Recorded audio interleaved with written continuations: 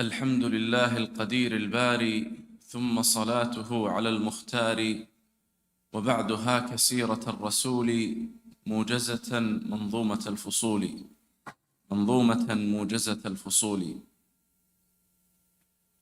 We stopped last week when Imam Ibn Abi al-Azz al-Hanafi mentioned some big event before the message, before the revelation, which was the rebuild of the Kaaba. Then he said, وَبَعْدَ 40 عَامًا أُرْسِلَ في يوم الاثنين يقينا فانقلا في رمضان أو ربيع الأول وسورة تقرأ أول المنزل. So he jumped from the event of rebuilding the Kaaba to the revelation, to the start of the revelation. And he skipped one event, and I would like to mention that event because we can extract something, inshallah, very important and very beneficial from that event. That event is called Hilf al-Fudul, Al-Fudul coalition. So the Prophet ﷺ said, I have witnessed that coalition in the house of Abdullah ibn Jad'an. At the time of Jahiliyyah, before Islam, before the message, before the revelation. And the Prophet ﷺ praised this coalition, this treaty. Why? Because what was the goal of this treaty? Was to support any oppressed person, regardless he's from Mecca or none. Any oppressed person will be supported and his right will be given, regardless against who. And what incident caused this coalition to start was that a person from Zubayd, a city in Yemen, a person from Yemen, came as usual, and everybody at that time used to come to Mecca to do Hajj and Umrah and also to do business. So he had some goods and he sold it to Al-As ibn Wa'il. And Al-As ibn Wa'il is one of the most noble seniors in Quraysh at that time. He's the father of Amr ibn al-As. And Al-As ibn Wa'il took the goods and refused to pay the money to that person.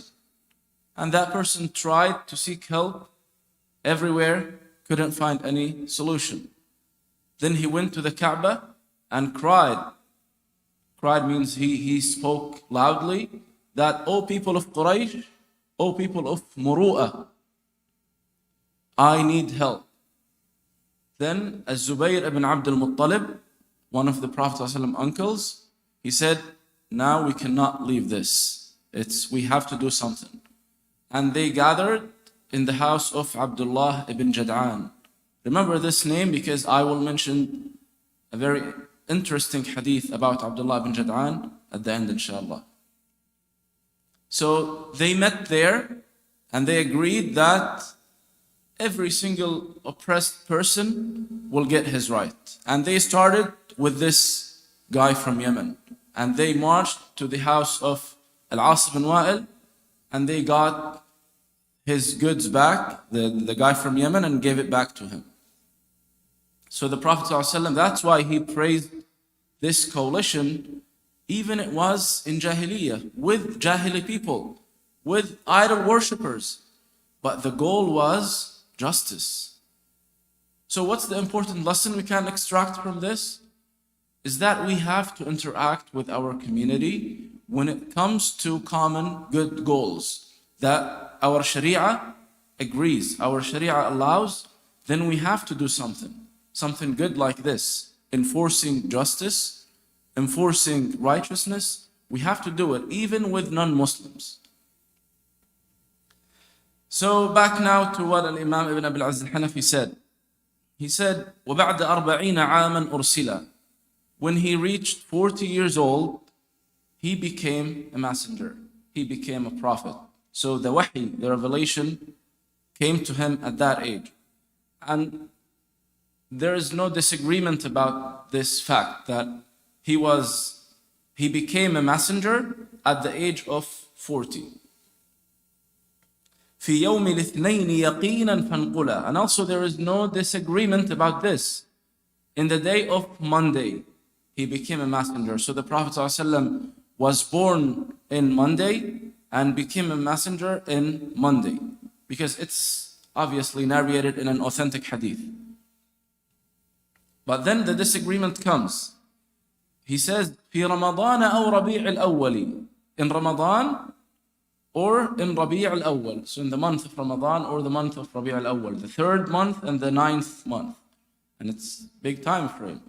The most famous narration is in Rabi' al-Awwal. But why many scholars believe it's in Ramadan? They rely on Surah Al-Qadr. إِنَّا أَنزَلْنَاهُ فِي لَيْلَةِ الْقَدْرِ. We sent it down in Laylat al-Qadr. And it's well known that Laylat al-Qadr is in Ramadan.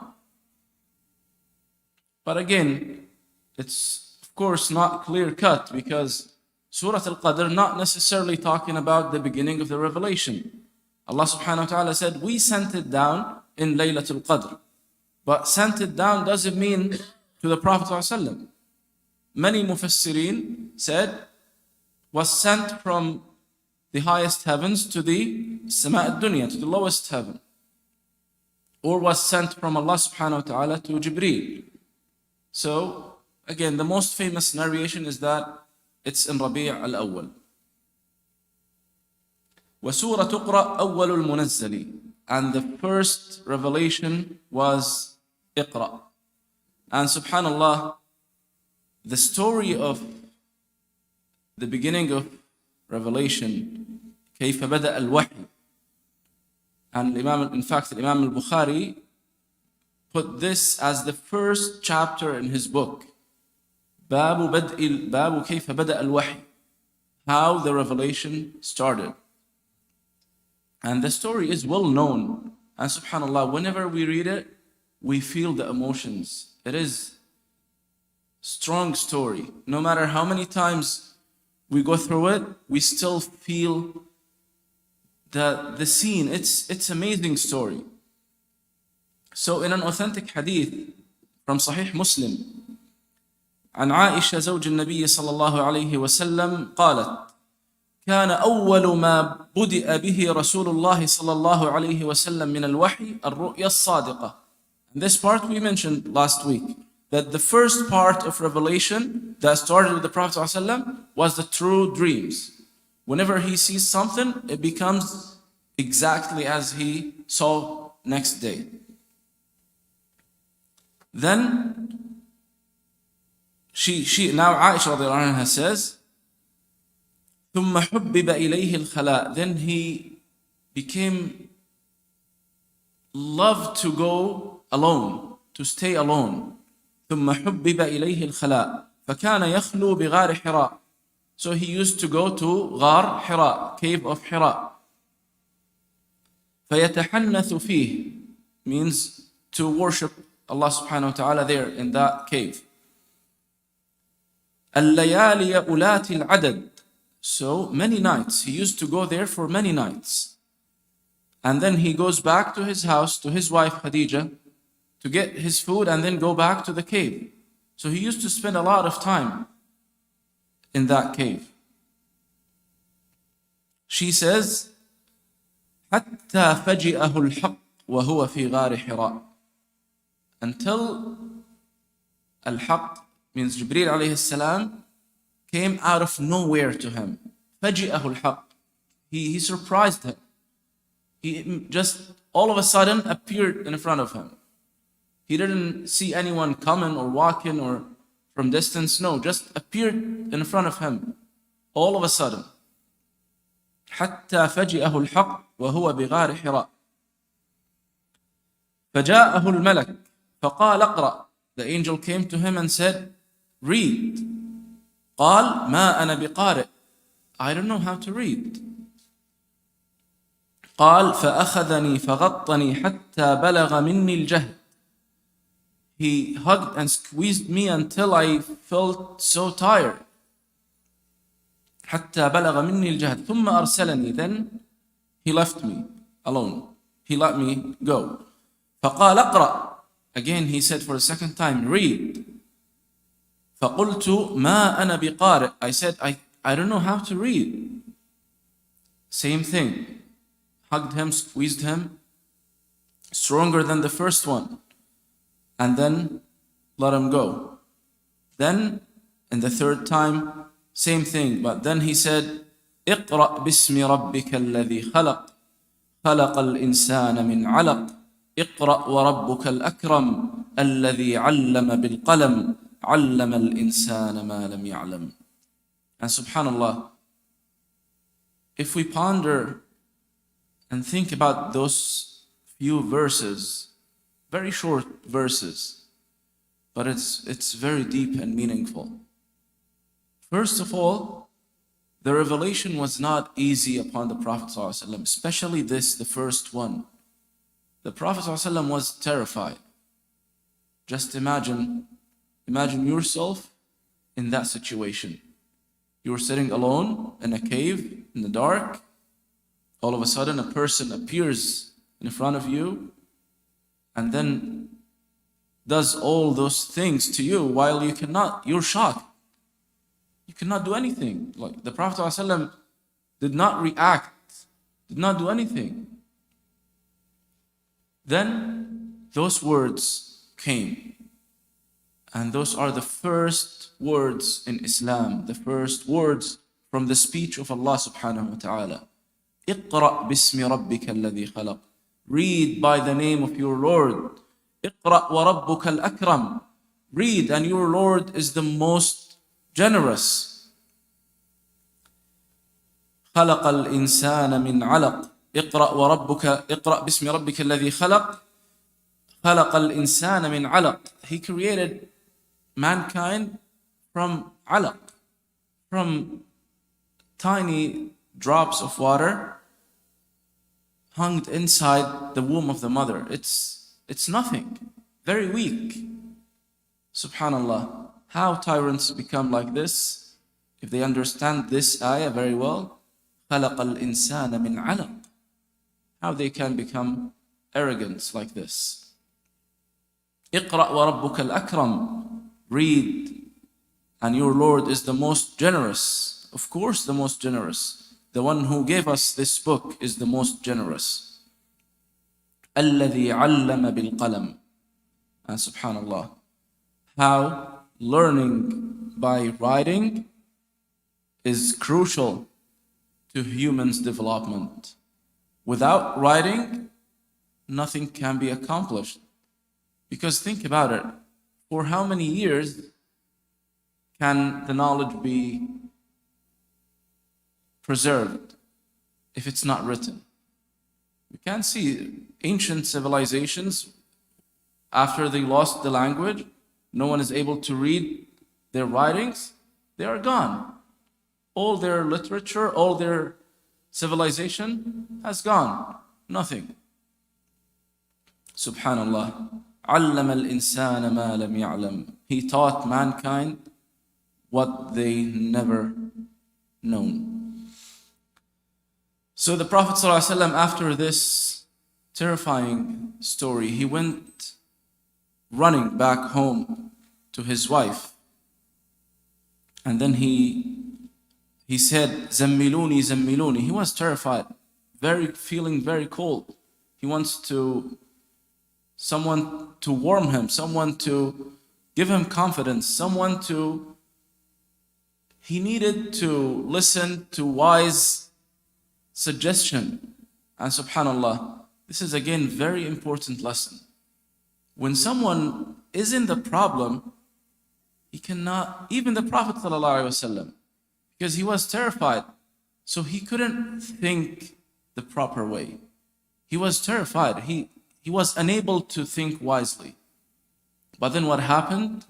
Subhanallah, the wife that Allah subhanahu wa ta'ala has chosen for him did that job.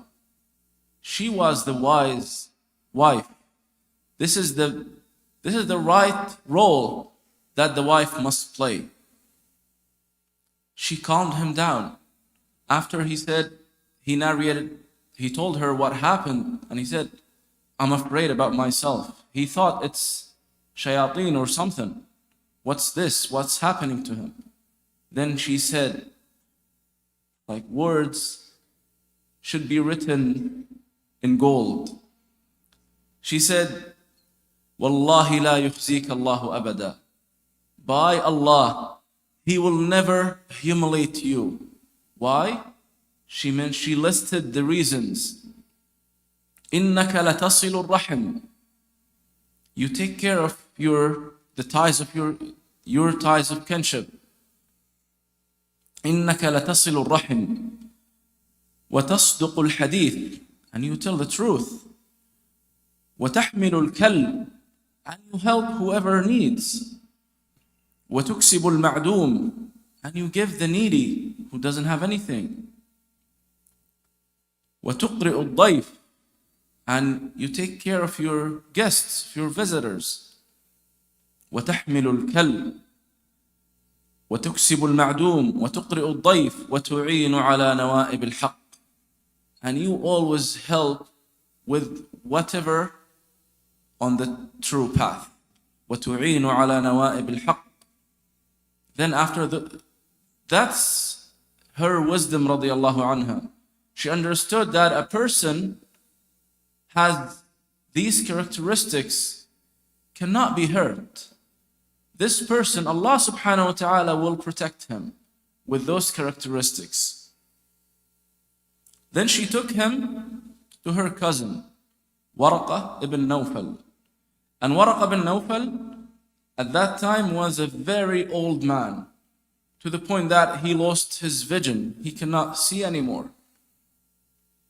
And then when they went to him, she said, Ay am, my dear uncle, listen from your nephew. اسمع من ابن أخيك.